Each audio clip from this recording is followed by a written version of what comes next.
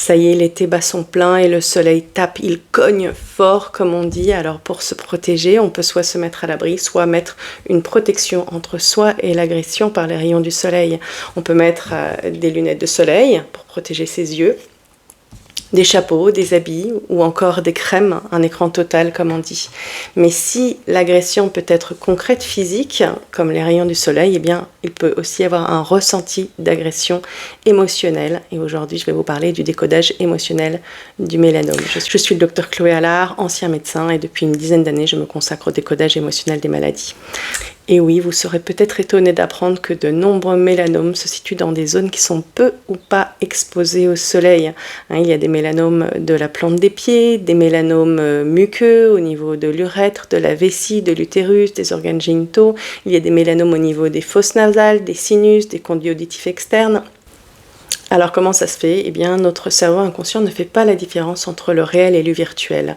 Et notre corps va réagir à nos pensées, nos émotions, comme à une réalité concrète. Par exemple, une parole ressentie comme inacceptable, indigeste au décours d'une dispute peut générer des maux de ventre, voire des nausées. Si on fait le parallèle avec le mélanome, eh bien tout comme on peut recevoir des coups de soleil, on peut recevoir des coups émotionnels. Et si on reste sous les coups, notre biologie va chercher un moyen pour nous défendre. Comme d'habitude en décodage biologique, la première question qu'on va poser, puisque le corps ne fait rien par hasard, c'est quelle est la fonction du tissu atteint et la physiopathologie du symptôme. En effet, le décodage biologique, c'est une démarche qui est logique et rationnelle, qui s'appuie sur la biologie. Donc, eh bien, le mélanome, déjà, c'est un cancer. Et un cancer, en biologie, c'est un super turbo de la biologie au niveau d'un tissu. Le corps va se mettre à synthétiser plus de cellules hyper performantes et immortelles. Le message qui est envoyé, c'est « j'ai besoin de plus de ce tissu-là ». Quel est le tissu concerné ici, en l'occurrence ? Ce sont les mélanocytes. Les mélanocytes sont des cellules habituellement peu nombreuses qui sont disposées dans les couches profondes de l'épiderme et qui vont synthétiser des pigments noirs, la mélanine, qui vont migrer au niveau des couches superficielles de l'épiderme pour protéger la peau en créant le bronzage. Le bronzage, c'est donc une réaction de défense, de protection. En effet, les rayons UV agressent la peau, ils vont être responsables en particulier des coups de soleil qui détruisent des milliers de cellules de l'épiderme et qui peuvent entraîner des lésions de l'ADN. Et dans le mélanome, les mélanocytes se multiplient en amas au niveau de la couche superficielle de la peau, l'épiderme, et ils vont créer comme un bouclier, une frontière hermétique entre soi et l'extérieur. Si on fait un focus sur le tissu touché, la peau, eh bien la peau, elle fait la limite entre nous et l'extérieur. Elle est la frontière entre nous et l'extérieur et aussi l'interface entre nous et l'extérieur. Et elle est la garante physique et symbolique de notre intégrité, c'est-à-dire du fait d'être et de se sentir entier. Et le mélanome démarre au niveau de l'épiderme, la couche superficielle qui nous met en contact avec l'extérieur. Il s'agit donc d'une situation avec laquelle nous sommes en contact. Dans le contexte du mélanome, donc la personne se trouve au contact direct d'une situation, souvent une personne, une relation dans laquelle elle se sent agressée. Pour diverses raisons, elle va rester en contact de cette situation. Elle ne va pas se mettre à l'abri, comme par exemple on irait à l'ombre pour se protéger du soleil. Et donc elle va devoir dresser une barrière, c'est la fonction du mélanome, pour tolérer l'insupportable afin de tenter de préserver son intégrité physique et morale. Le mélanome fait office de bouclier entre elle et ce qui la touche au propre comme au figuré, c'est-à-dire qu'il l'affecte émotionnellement, parfois très profondément, comme j'en reparlerai en évoquant les métastases. Cette situation de contact direct m'a particulièrement marquée chez certaines personnes souffrant de mélanome qui se sentaient agressées par les voisins vivant dans la maison mitoyenne. La maison, c'est le prolongement de nous-mêmes, de notre espace intime, de notre espace de sécurité, et les murs en sont la peau. Et donc il y a cette personne qui raconte, en parlant de ses voisins, cette personne qui a fait un mélanome, « J'ai de gros problèmes avec les voisins, ce sont des gens pas fréquentables. Ils font des bruits terribles, ça me pourrit la vie. » Pourri, c'est un mot que les personnes souffrant de mélanome expriment souvent. Ils sont irrespectueux, ils font tout pour nous gâcher la vie, ils boivent, ils fument, il y a eu des agressions physiques et verbales, des insultes, des injures. Je sentais la haine à travers les murs. Elle parle d'un besoin de s'isoler et d'ailleurs elle dort avec des boules caisses et là on peut voir donc une tentative de mettre une barrière physique au niveau des sons. Elle ressent beaucoup de colère, de rancœur, avec un besoin de justice. Le ressenti est très intense. Il y a également cette autre personne qui se sent obligée par loyauté et par amour pour sa compagne qu'il réclame pour ses enfants de supporter de vivre dans une maison mitoyenne avec l'ex-mari et père des enfants de sa compagne. Il décrit cet homme comme agressif, dénigrant, il ressent du dégoût. Ça, c'est un ressenti que les personnes souffrant de mélanome expriment beaucoup aussi, le dégoût. Et il dit « Je ne veux rien avoir à faire avec lui, je voudrais que la séparation soit hermétique. Je ne veux pas m'approcher, je ne veux pas qu'il soit dans mon entourage. Et je ne comprends pas comment j'ai pu accepter ça. » Je vais maintenant parler des localisations du mélanome qui vont exprimer l'endroit où le ressenti d'agression s'est cristallisé. Il y a par exemple cette personne qui présente un mélanome au niveau du dos. Elle a un grave conflit avec son père. Il y a eu des disputes au cours desquelles elle s'est sentie rabaissée, dénigrée, insultée. Mais elle veut rester en contact avec lui car il compte énormément dans sa vie. Mais elle n'arrive pas à pardonner. Elle s'est sentie humiliée, insultée, mais elle continue d'aimer son père, donc elle a besoin de se protéger pour continuer d'être en relation avec lui. Ça peut être aussi qu'on parle dans mon dos, les localisations dans le dos, vous savez, les rumeurs. Souvent, dans ce cas-là, il y a un ressenti de déshonneur, comme cette femme qui est veuve, qui se remarie peu de temps après le décès de son mari, et elle va apprendre que dans son village, eh bien, les gens parlent dans son dos en disant que ce qu'elle fait n'est pas correct, qu'elle ne devait pas aimer son mari pour se remarier si vite. Elle en est choquée qu'on puisse penser ça d'elle. Ça atteint à sa dignité, à ses valeurs profondes, et aussi à son amour pour son ex-mari. Il y a cette personne aussi qui présente un mélanome au niveau du front suite à des disputes avec un membre de sa famille. Et il dit « Je m'en prends plein la tête ».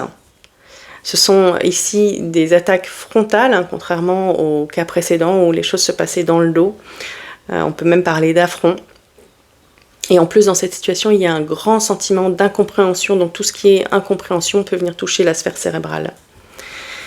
On peut aussi, bien sûr, en dehors des agressions du soleil, avoir des mélanomes liés à des ressentis d'agression sur des parties visibles du corps et, comme on dit, exposées. Elles sont exposées au soleil, mais elles sont aussi exposées au regard. Et donc là, bien souvent, on retrouve des problématiques en lien avec le regard. Il y a un certain nombre de femmes qui font des mélanomes sur des parties visibles car elles se sentent agressées par le regard des hommes, comme on dit, déshabillées, mangées par des regards salaces.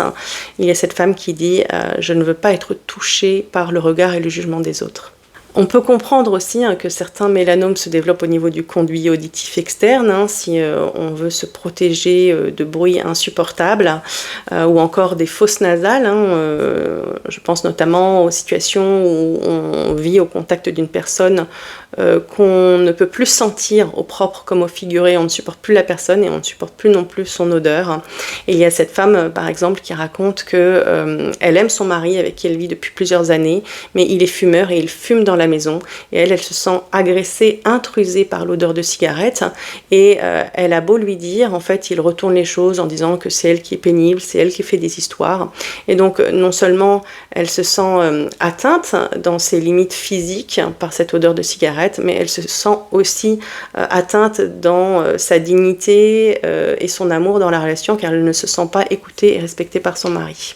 On peut aussi retrouver des mélanomes autour de la bouche, en lien souvent avec des ressentis de dégoût, dégoût avec les bisous, la bouche, le contact de l'autre. Il y a aussi des mélanomes dans la bouche. Et puis il y a des mélanomes au niveau de zones beaucoup plus intimes, notamment les organes génitaux. Et il y a cette femme par exemple qui a un mélanome au niveau du vagin qui ne supporte plus d'avoir des relations sexuelles avec son mari. La relation ne fait plus sens, mais voilà, on reste ensemble pour les enfants, pour la sécurité, pour le qu'en dira-t-on. Elle continue d'avoir des relations sexuelles par devoir conjugal parce que c'est ce qu'elle a appris dans son éducation, qu'il faut satisfaire l'homme, mais elle supporte de moins en moins ce contact intime. Il y a également cet homme qui présente un mélanome au niveau du pénis. Il apprend que sa femme l'a trompé. Il va y avoir une crise dans le couple, mais il décide de rester ensemble, de tenter de sauver le couple. Cependant, l'homme a beaucoup de mal à oublier et à pardonner, et en particulier dans les relations sexuelles. Cela le touche particulièrement et il se sent diminué et attaqué dans sa virilité. Les personnes atteintes de mélanome vont aussi souvent parler d'un ressenti d'être sali, souillé, voire noirci, comme cette personne qui a un mélanome muqueux au niveau de l'utérus. Alors la muqueuse utérine a pour fonction d'accueillir l'œuf et elle va souvent représenter le nid, le foyer. Or cette femme se sent atteinte, envahie profondément au sein de son foyer par son mari. Elle dit que la maison est abîmée, saccagée, que son mari il ne nettoie rien.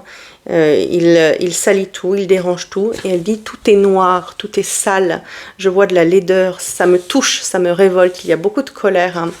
Elle dit il prend trop de place, il envahit tout. La personne, on le ressent, est touchée intensément et profondément, et on comprend aisément aussi que cette personne fait des métastases au niveau de la vessie, car il y a vraiment un envahissement du territoire. Alors en effet, le mélanome est un cancer invasif, on s'est laissé envahir physiquement mais aussi moralement dans ses valeurs profondes, comme cette femme qui dit en parlant de son mari, il ne tient pas compte de moi, il a un manque de respect total envers moi, je me laisse envahir émotionnellement quand il me fait des reproches, je n'arrive pas à m'opposer, j'en ai supporté beaucoup trop, mais comme elle est très attachée à des valeurs religieuses, pour elle le divorce est inconcevable et elle dit je ne vois pas de solution, alors je ferme les yeux mentalement, je fais comme si ça n'existait pas. Et ici on peut aussi y voir un lien avec un possible ressenti dans le cadre des localisations oculaires de mélanome, où on cherche à se protéger de ce qu'on voit. Donc le mélanome est une tentative de faire barrage, de mettre un blindage entre soi et une réalité qu'on tente de supporter, qu'on veut pouvoir continuer de côtoyer pour une raison ou pour une autre. C'est une situation qui nous touche, mais à force d'encaisser, le barrage peut finir par rompre sous la pression de la charge émotionnelle. Le problème souvent, c'est que quand le mélanome est diagnostiqué, la personne est déjà allée trop loin, elle a déjà laissé piétiner ses valeurs beaucoup trop longtemps, elle a déjà fait trop de concessions sur des besoins et des valeurs qui sont essentielles pour elle, elle a trop pris sur elle. Elle a fait trop de compromis avec ses besoins, elle est atteinte dans tout son être.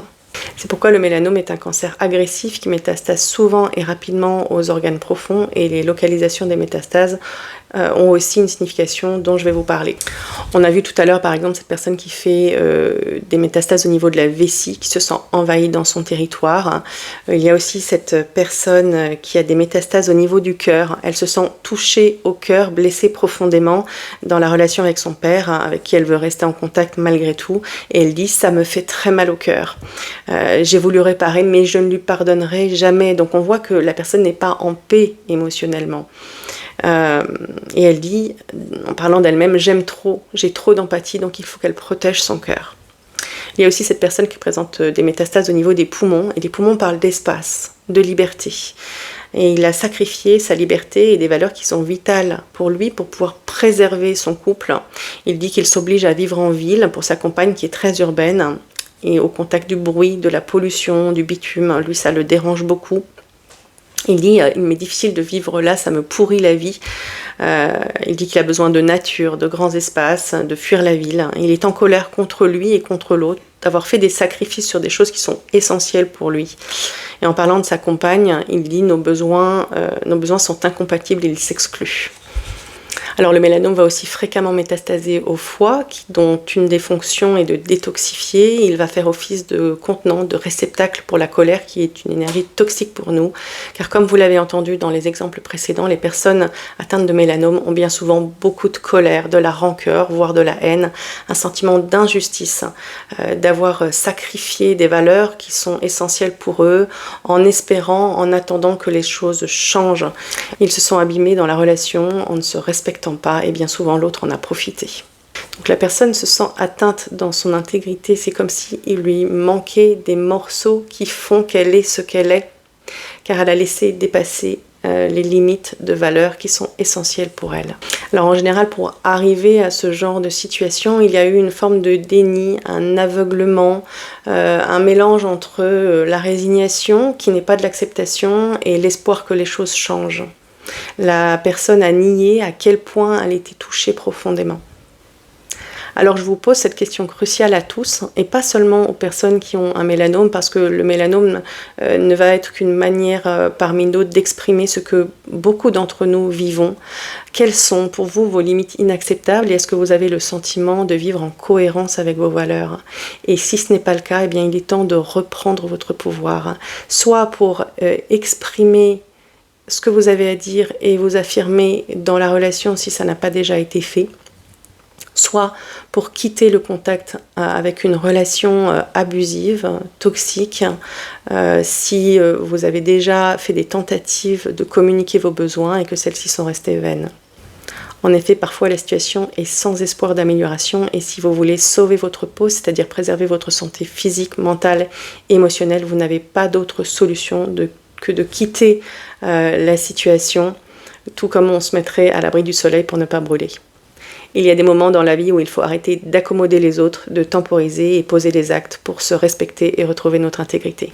J'espère que cela vous aide. Dites-moi en commentaire ce que vous en pensez, comment ça résonne pour vous. Je lis toujours vos commentaires avec attention, et cela peut également enrichir les décodages. Je vous remercie pour le partage de vos expériences.